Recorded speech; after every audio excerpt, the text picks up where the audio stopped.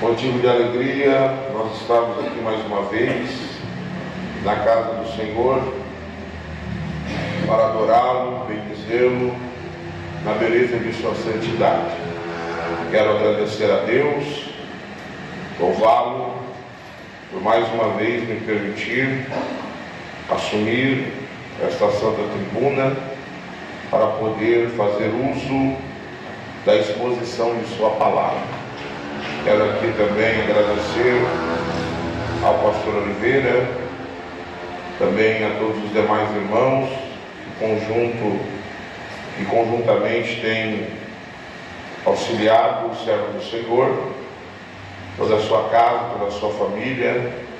Evangelista Zuri, Deus abençoe cada um de forma poderosa. Minha palavra é de gratidão. Meus queridos, abra a sua Bíblia no livro de Josué, no capítulo de número 7, no versículo de número 10. Josué, capítulo 7, versículo de número 10. Uma palavra que o Senhor tem colocado no meu coração, e já faz alguns dias que o Senhor tem ministrado ao meu coração algumas verdades acerca desse texto. Eu queria, nesta oportunidade, com a ajuda do Espírito Santo, ministrar ao seu coração o que o Espírito Santo tem ministrado ao meu. Josué capítulo 7, versículo 10.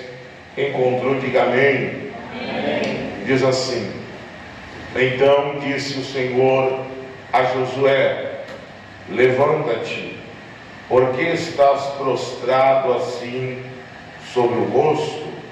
Amém. Pode tomar o seu assento. Nós vamos, com a ajuda do Espírito Santo, meditar nesse texto. Meus queridos, há alguns personagens da Bíblia Sagrada que levam algumas marcas, e essas marcas por muitas vezes se diferem. Se eu falar aqui sobre Davi, há muitas marcas no seu ministério e na sua chamada. Se eu falar sobre Judas, você também entenderá que Judas também carrega algumas marcas.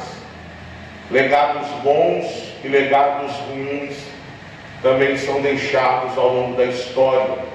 Cada nome, cada personalidade, cada homem ou mulher, seja ela qual for a sua instrumentalidade, seja ela qual for o seu significado e relevância na face da terra, leva consigo características marcantes. E falar de Josué é falar de uma história de conquistas, de vitórias. Falar também da continuidade. Josué é a marca, é o registro da continuidade. Deus levantou Josué para suceder um dos maiores homens da Bíblia Sagrada, da história da nação de Israel, chamado Moisés. Foi Deus quem levantou Moisés, e agora Deus também vai levantar Josué. Josué é um homem que sempre esteve próximo dos grandes acontecimentos que Deus proporcionava ao ministério de Moisés. E quando você olha para a conduta de Josué, você vai perceber que Josué sempre esteve próximo das grandiosas manifestações da glória de Deus para com a vida de Moisés. Eu não encontro, queridos, nenhum texto da Bíblia Sagrada mostrando Moisés tendo a intenção de preparar Josué. Alguns até criticam Josué. Pregadores, historiadores, comentaristas, teólogos chegam a dizer que Josué teve uma falha no seu ministério. E esta falha, segundo eles, é que Josué não preparou sucessores ou um sucessor. Mas se você olhar a história de Moisés, você vai entender que Moisés também nunca preparou Josué para nada. Moisés nunca intencionava preparar um substituto ou sucessor, porque quem faz isso é Deus, quem levanta é Deus, quem sucede é Deus, a última palavra é de Deus. Ainda que, porém, entretanto, todavia, os líderes tenham boas intenções em olhar para alguém e dizer: eu vou esculpir nele o meu caráter, eu vou fazer com que ele seja o próximo. Mas isso não está na prerrogativa do líder. É Deus quem escolhe, é Deus quem levanta, é Deus quem vocaciona. Ainda que o líder tenha boas intenções, ainda que o líder invista, ainda que o líder faça com que outros sejam levantados na mesma intenção, ou que pelo menos dê a forma, dê um mapa da mina, ainda que este tenha inspiração, alegria, ânimo em preparar, isso não é antibíblico, nem heresia e nem proibido por Deus. Mas isso não quer dizer que o líder terá totalmente a autonomia de escolher quem vai ser o seu sucessor, porque, como disse, repito, reitero, isto está na prerrogativa de Deus. E Deus levantou Josué. Ainda que alguns digam: foi Moisés, eu digo: foi Deus. Ainda que alguém diga: Josué falhou no seu ministério porque não preparou. Na verdade, queridos, Deus é quem não decidiu levantar sucessores para Josué. Por quê, pastor? Porque você olha para o texto que logo se dá continuidade, você vai perceber que é uma outra era, é um outro momento. E Deus precisava mostrar à nação de Israel que o seu líder agora seria o próprio Deus.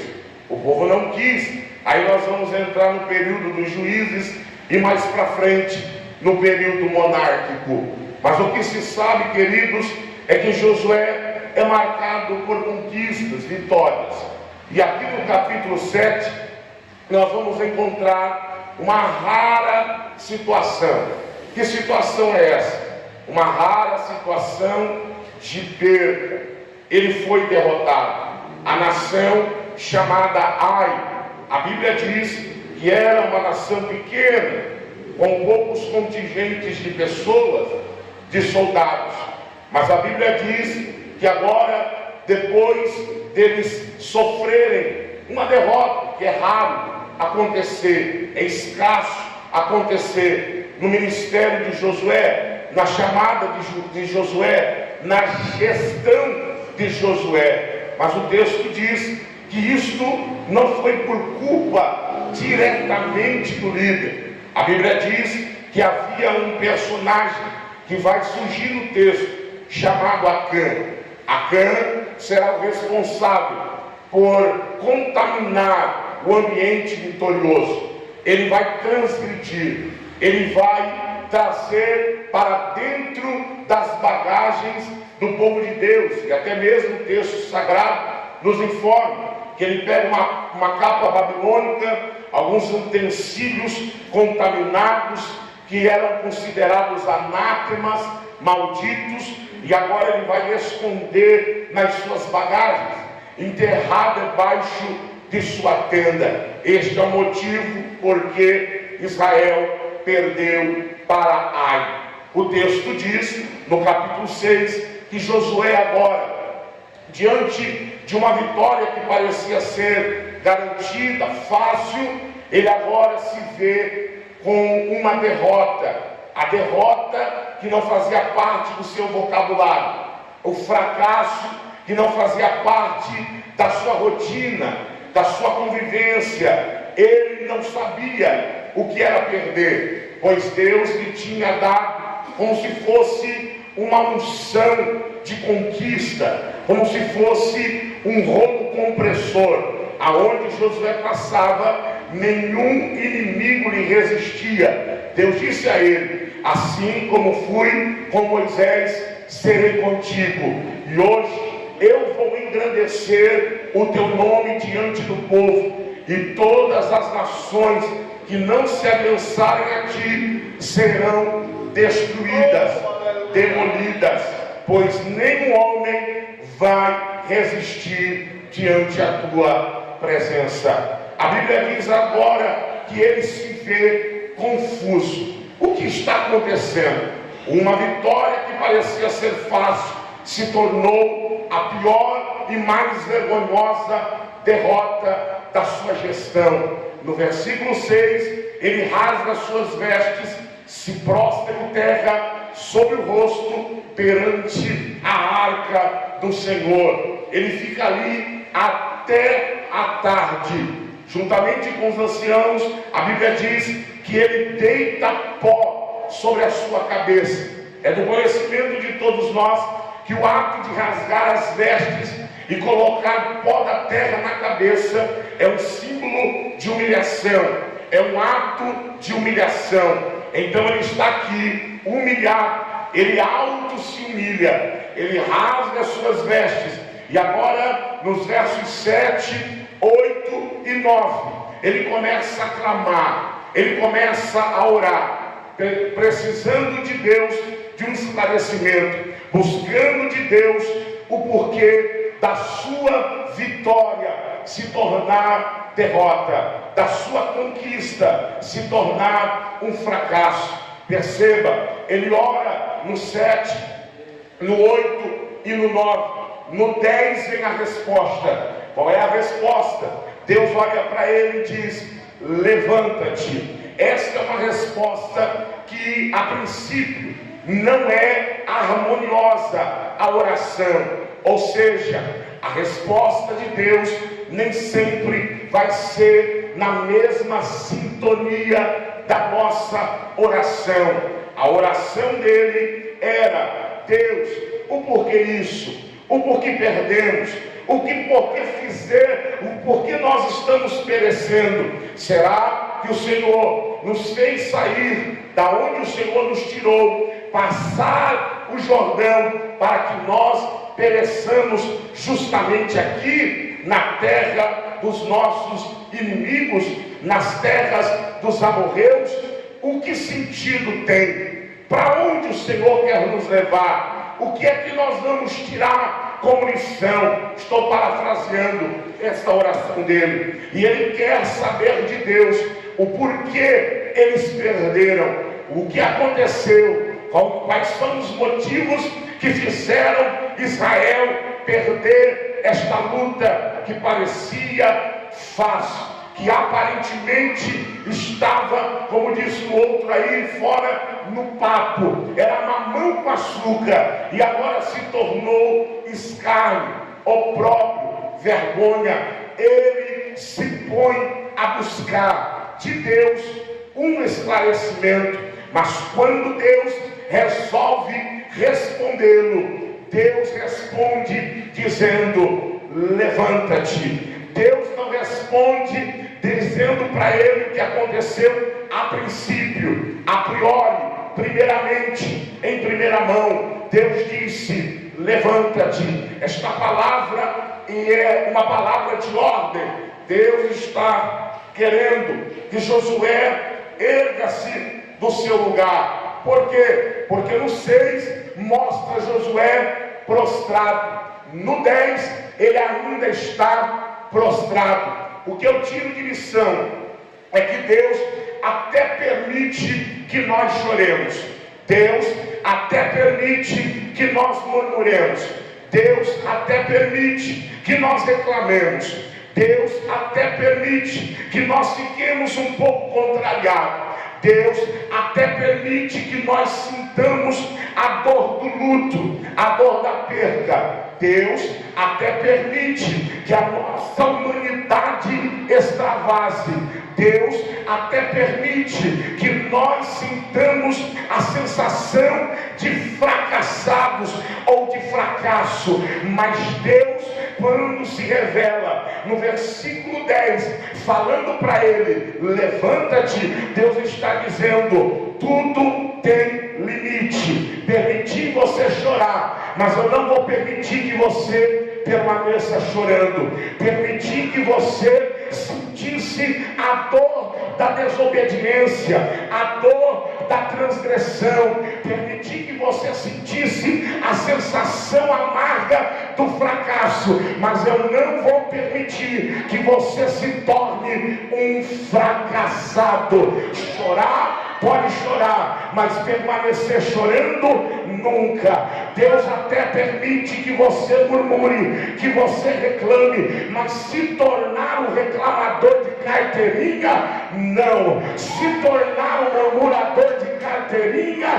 não. É por isso que a palavra no verso 10 parece que não é harmoniosa ao pedido. Por quê? Porque quem ora não muda Deus, mas é Deus que muda quem ora. Vou repetir, a oração não serve para mudar Deus, a oração serve para mudar quem ora. Então se prepare, não para ser atendido conforme as suas expectativas, se prepare para ouvir de Deus aquilo que Ele quer falar e não aquilo que queremos.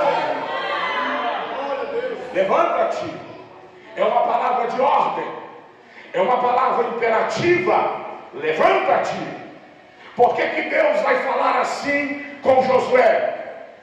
Toda nossa oração tem um alvo, toda nossa oração tem um endereço, toda nossa oração tem um propósito. Mas perceba, antes de Deus ir no endereço da nossa oração, antes de Deus ir no alvo da nossa oração, primeiro Deus vai tratar quem ora e não o alvo da oração. Deus não vai suprir a necessidade sem antes tratar o necessitado. Vou repetir, Deus não vai tratar a necessidade sem antes, porém, tratar o necessitado. Josué tem um alvo. Eu preciso de esclarecimento. Eu preciso que o Senhor me mostre o que está acontecendo. Aí Deus vem na contramão. Antes de mostrar a cana, antes de mostrar o infrator, antes de dar a ele alguns esclarecimentos, Deus chega nele e diz: levanta-te.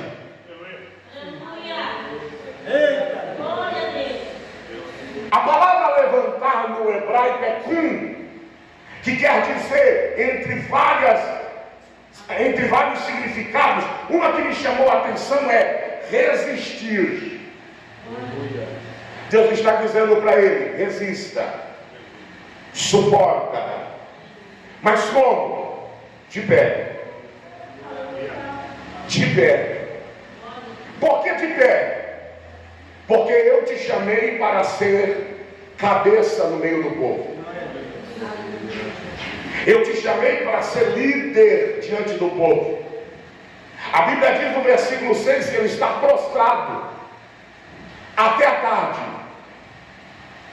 Se os israelitas, os hebreus, tivessem o nosso calendário, que é o gregoriano, eu podia dizer para você que ele ficou das 6 da manhã às 6 da tarde, 12 horas de joelhos, prostrado, com a roupa rasgada.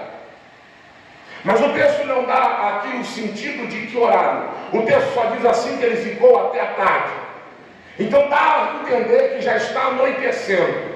No crepúsculo, entre 5 e 6 da tarde, esse homem ainda está prostrado, com a cabeça cheia de pó da terra e com a roupa rasgada. Irmão, se Deus não intervir, você ainda continuará assim. Se Deus não der um basta, você ainda continuará com as vestes rasgadas e cabeça raspada e com o rosto no pó. Ele parou. Josué parando, todo o entorno para. Josué paralisado, todo o entorno se paralisa. Deus levanta-se do trono e vai ao encontro de Josué, espiritualmente falando, alegoricamente falando. Eu imagino Deus levantando-se do trono e indo até Josué e liberando a ordem: levanta-te. É uma ordem. Primeiro, porque Deus é soberano e Ele não precisa te perguntar se você está bom ou preparado. Primeiro, que Deus não precisa te perguntar se você quer. Ele está mandando: levanta-te. A gente vive um evangelho de extremos, que muitas das vezes alguém assume a tribuna e prega um Deus todo desconfigurado, um Deus que está preocupado com o teu bem-estar. Ele só está preocupado com o teu bem-estar se você estiver na obediência. Ninguém falou nada agora, né? Mas tudo bem, vamos lá. Deus olha para Josué e diz: levanta-te. Ah, mas é porque? Levanta-te.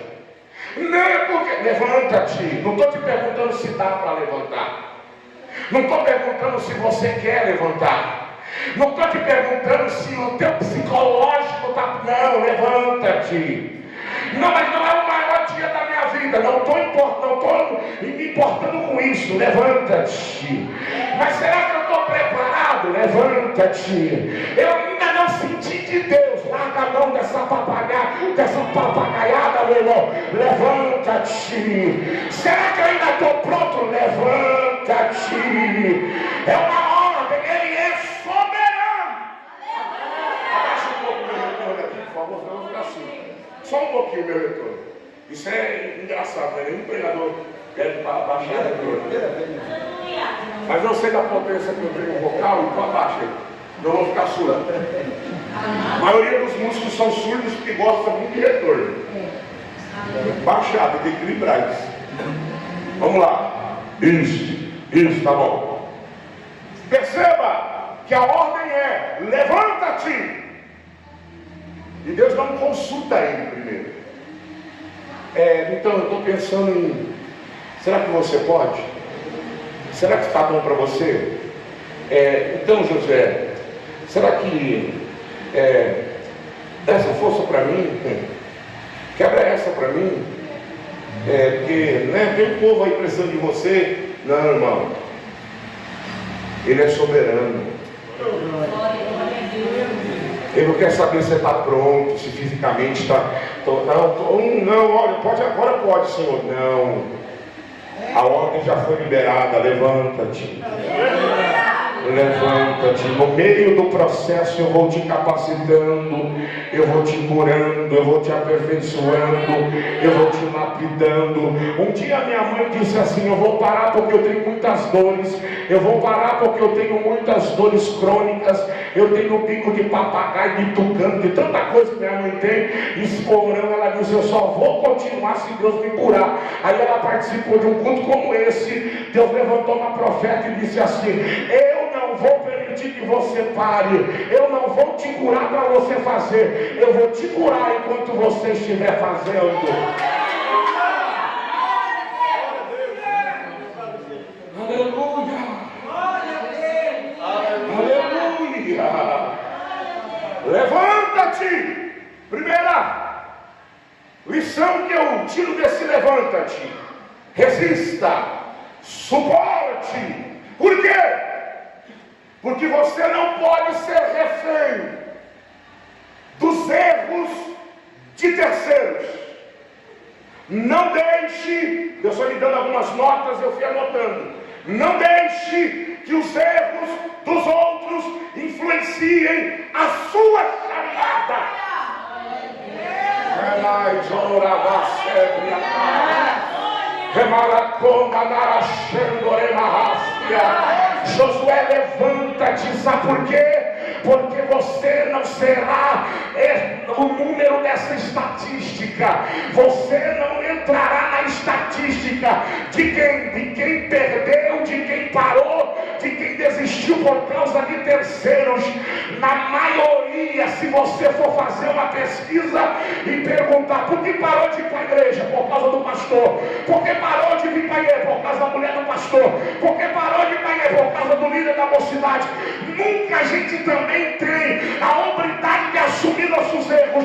É sempre transferindo a culpa para os outros. Mas Deus está dizendo: Acã não merece tanto assim. Acã não merece que você paralise as suas funções. Meu Deus, meu Deus, a maioria dos desigrejados ou dos destemplados sempre colocarão a culpa em pessoas, no sistema, na religião. Josué está paralisado umas horas ou algumas horas por causa de um homem infrator, desobediente, transgressor.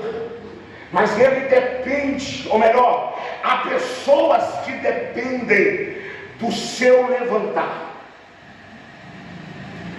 Se ele não se levanta, Israel não prospera. Se ele não levanta, Israel não avança. Josué, eu vou liberar essa palavra. O livro de Josué tem 24 capítulos. Josué está prostrado no 7º capítulo. Qual é a metade de 24? Qual é a metade de 24? 12. Então quer dizer que Josué está prostrado nem na metade do livro. Ele está no 7º capítulo. De manhã até a tarde, pastora Miriam, rasgou as vestes. Se Deus não intervém, ele está lá até hoje. O que eu quero dizer com isso? Que você está dentro de uma história que o próprio Deus escreveu para você. E nessa história há capítulos que você ainda não chegou nem na metade. Meu Deus do céu. O Otto está comigo, está com a mão assim, está comigo. Vamos lá, prega comigo. Glória. Ele está no 7º capítulo do seu livro. Então quer dizer que há outros capítulos para serem escritos. Você está nem na metade do que Deus planejou para a tua história. Meu Deus, não vai ser agora que você será neutralizado e paralisado por causa de terceiros.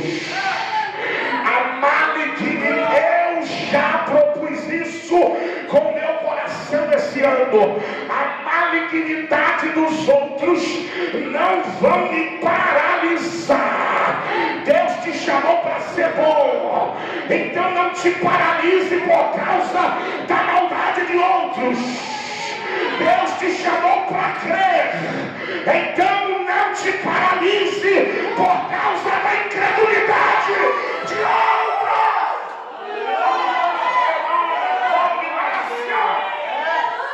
Problema de quem não ama, eu vou continuar amando. Problema de quem não crê, eu vou continuar crendo. Levanta-te. Não deixe que os outros influenciem a tua chamada por causa da falta de compromisso deles. Segunda coisa, depois da ordem, Deus pergunta: Por que estás prostrado? Assim, sobre o rosto. Há umas versões que dizem, porque ainda estás prostrado. Aleluia. Sabe qual é a ideia que eu tenho desse texto? É que Deus foi fazer um negócio aqui, ó. Aí quando ele virou as atenções para Josué, Josué estava do mesmo jeito. Aí Deus chegou e disse assim, ainda rapaz, ainda com as vestes rasgadas, ainda com o pó da terra sobre a cabeça. Aleluia. Eu te dei um momento para você chorar. Eu te dei umas horas para você suplicar, orar, lamentar. Eu te dei. Eu não vou anular a tua humanidade. Pode chorar, pode lamentar, pode questionar, mas deixa eu te revelar algo. Existem pessoas dependendo do teu posicionamento. Existem famílias, filhos de Israel estão olhando para você. Aleluia. Se você rasga as vestes, eles rasgarão. Se você coloca pó na cabeça, eles colocarão. Se eles te encontram da manhã até a tarde prostrados, eles também se prostrarão todo esse período. Mas deixa eu te revelar algo. Eu cheguei aqui não para responder o que você quer ouvir, mas para tratar você. Eu estou aqui para revelar a você uma verdade. Qual? Já passou do tempo da prostração. Vou repetir. Já passou do tempo da prostração. Expirou. Esgotou o tempo. Agora eu venho com uma nova fase, com uma nova dispensação. Chora, lamenta, murmura, mas permanecer assim eu não permito mais. Em outras palavras, Deus está dizendo a Josué: Josué, se recomponha.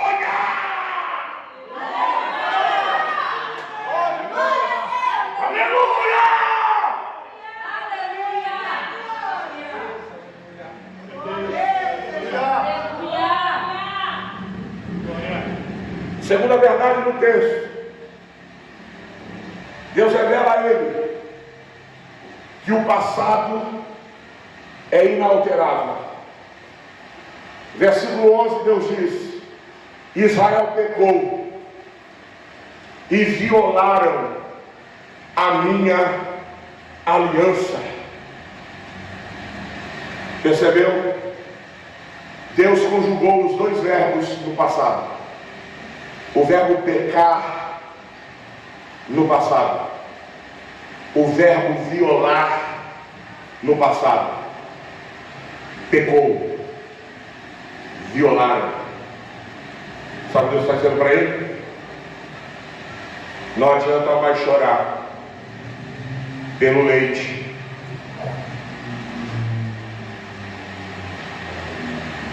que se derramou. Quem é que pode reconstruir uma jarra de vidro dessa depois que ela cai e quebra? Dá para rolar? Dá para recolher o leite que se derrama e jogar dentro da leiteira? Não dá.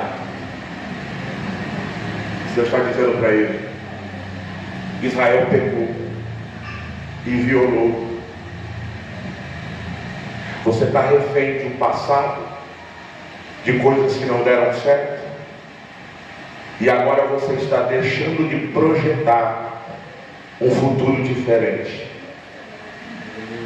Primeira lição do versículo 11: o passado é inalterável.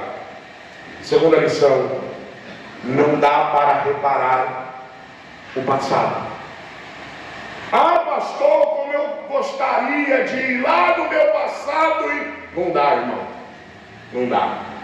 Não dá. Ah, como eu gostaria de ir lá e não fazer aquilo que eu... Não dá, não dá.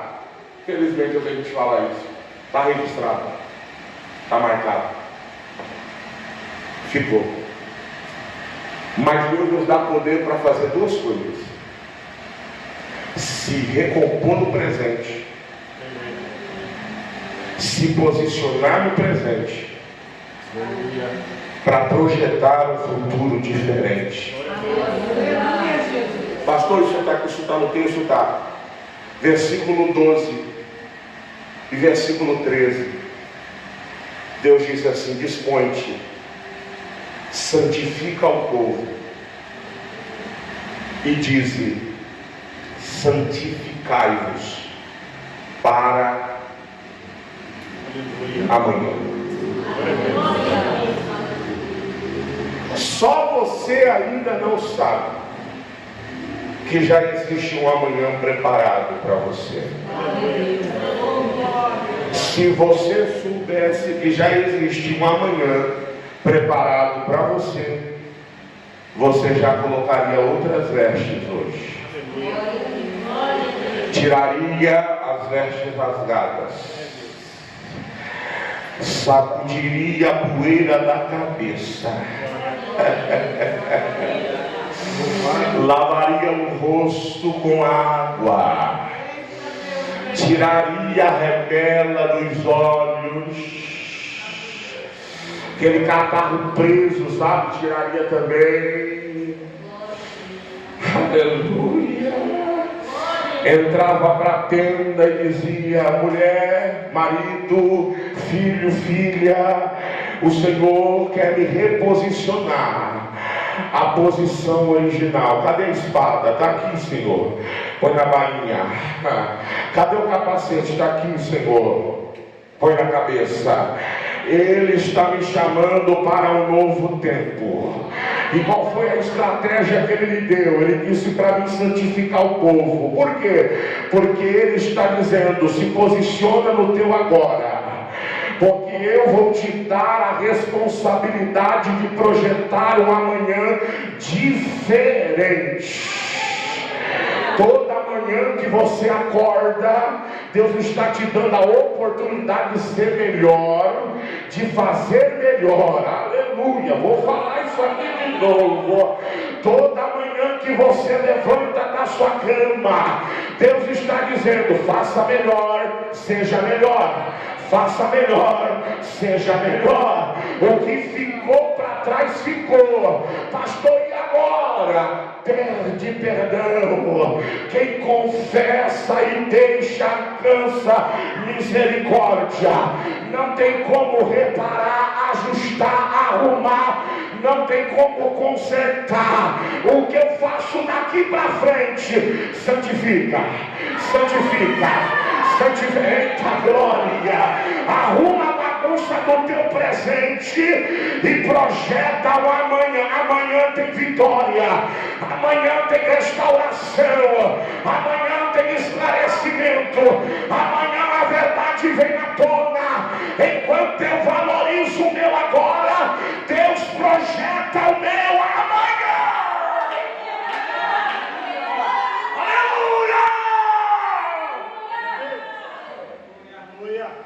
Organiza o povo, separa, santifica-os, porque amanhã eu vou mostrar, amanhã eu vou trazer à tona, amanhã eu vou fazer o que você me pediu. Só que eu não posso deixar você prostrado. Aleluia. Caminha comigo de pé. Caminha comigo erguido. Caminha comigo fixo na terra. Resistente na terra. Acã não merece toda essa atenção que você quer dar para ele. Ele não merece essas lágrimas. Ele não merece essa confusão mental. Aleluia. Deixa ele que eu vou me resolver com ele. Mas eu preciso trazer à tona agora a chamada que eu lhe dei. Aleluia. Eu vou finalizar falando isso aqui. Josué passou por tudo que passou. Não foi para ficar aonde ele estava. Ele estava todo descaracterizado. Aleluia. Ele estava todo desconstruído. Ele estava todo desconfigurado. Quando o céu olhou para ele, o céu não achou o mesmo Josué de anos atrás. Do Josué que ia para a porta da tenda e ver a nuvem. O Josué que descia no vale para guerrear, enquanto Moisés erguia as mãos. O Josué que ia para o pé do Monte Sinai, ver o monte balançar e sacudir. O Josué que chegou diante de Moisés e disse: Moisés, eu acabei de saber que Eldade e Medade andam profetizando por aí. E Moisés disse: Oxalá, tomara que todo Israel fosse profeta. Aí Josué disse: então também eu quero. Quando o céu olhou para ele, prostrado a tarde inteira, o céu disse: levanta, recompõe-se, pois eu não te fiz passar o Jordão, eu não te fiz derrubar as muralhas de Jericó para te encontrar prostrado.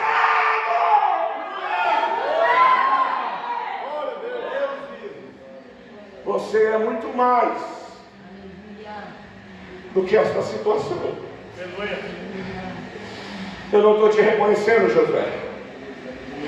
Cadê o capitão?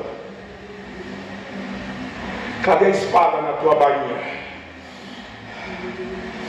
Cadê o semblante de guerreiro? Aleluia.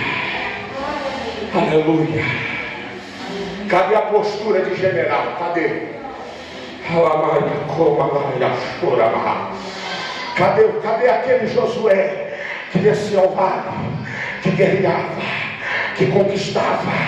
Cadê o meu estrategista? Oh glória! Cadê o meu capitão? Cadê o meu guerreiro? Onde é que ele está? Mas o senhor não viu que fulano, ciclano, bertano, cada um com seu cada um. Eu te chamei, e a tua vida não será influenciada por causa dos terceiros, ou da malignidade de terceiros. Eles são desobedientes, você é obediente. Eles não têm fé, você tem. Eles não estão debaixo de uma palavra, você está. Eles estão preferindo todo dia infringir leis, você não, você é diferente. Você é Josué, você me tem como Deus e eu te tenho como filho. Então vamos lá, meu filho, levanta, bate a poeira, troca sua vestimenta, lava o rosto, ergue a cabeça, estufa o pé.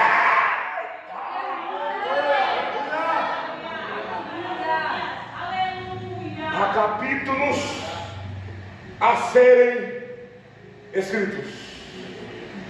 E deixa eu te dizer, esses capítulos não são de derrotas.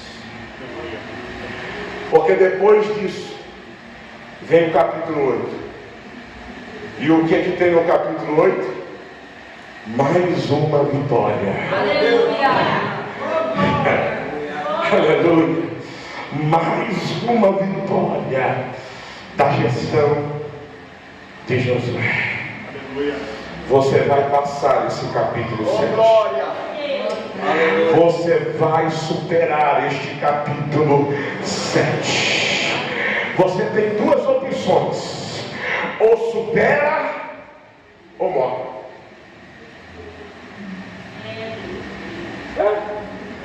Porque ficar vivendo com alguém que não supera é a coisa mais chata que tem. No almoço é aquilo, na janta é aquilo, de manhã é aquilo, é falando o mesmo assunto. E tem casamentos que não dão certo por causa disso. Lembra daquele dia? Lembra daquele momento? Lembra? Supera ou morre, meu irmão. E tem gente que não consegue se enraizar dentro da igreja. Quando eu digo igreja, instituição denominacional, placa. Porque é assim. Às vezes eu falei com você em algum momento, o pastor falhou, alguém falhou, aí fica naquela. Mas também, né? Mas também. Aí fica lembrando. Ô meu irmão, ou você supera isso, ou morre. Porque Deus te colocou na vida, foi para cair e se levantar. A Bíblia diz que Adão caiu, Eva também, mas já tinha um antídoto: o cordeiro imolado desde a fundação do mundo. Ô meu irmão, a Bíblia é o livro da superação. Jesus entrou no Getsemane prensado. Ele disse: Pai, aparta-te de mim esse cálice. Eu não quero. O pai deixou ele reclamar. O pai deixou ele dizer que não queria. Mas no final, Jesus disse: todavia, não faça a minha vontade, faça a tua vontade, ó Pai. Eu vou continuar no propósito. Eu vou fazer maldição por gente que nem vai me valorizar. Olha, irmão, isso é forte demais. Jesus morreu, irmão, por todos. Pelos ateus, pelos candomblicistas, morreu por todos, espíritas. Ele sabia que teria gente que blasfemaria contra ele, contra o seu sacrifício e com tudo que ele fez.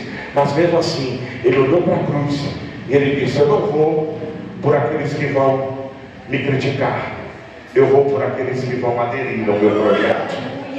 Estou indo para a cruz. Não é por causa de Judas, não é por causa de Tomé, que um tempo não acreditou, nem por causa de Pedro, que um dia me negou. Não, a minha vida, o meu chamado, o meu ministério é muito mais do que eles.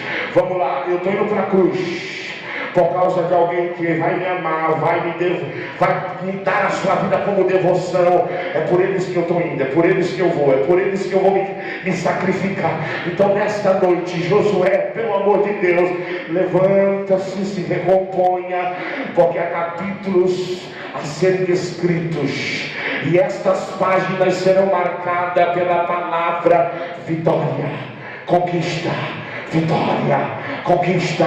Vai ter luta? Muita, mas você será marcado pela vitória, você será marcado pela conquista. Vai ter adversidade? Muita. Vai ter inimigos? Muitos. Vai ter luta? Muitas lutas, mas você não vai parar, não vai desistir, não vai esmorecer, não vai fraquejar, não vai enfraquecer. Você vai continuar, porque foi isso que Deus te chamou, para dar continuidade a uma obra bem sucedida. A obra já é bem sucedida, não é por causa de Josué que ela será, mas a obra já é bem sucedida. Você só será alguém que dará continuidade àquilo que já é bem sucedido. Fica de pé, por favor. Aleluia. Glória a Deus. Oh, Pai. Aleluia.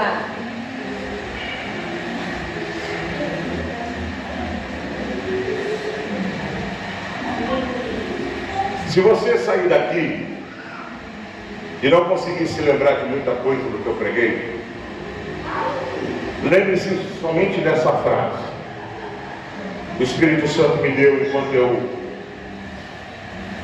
elaborava essa mensagem. E eu fiz questão de anotar aqui.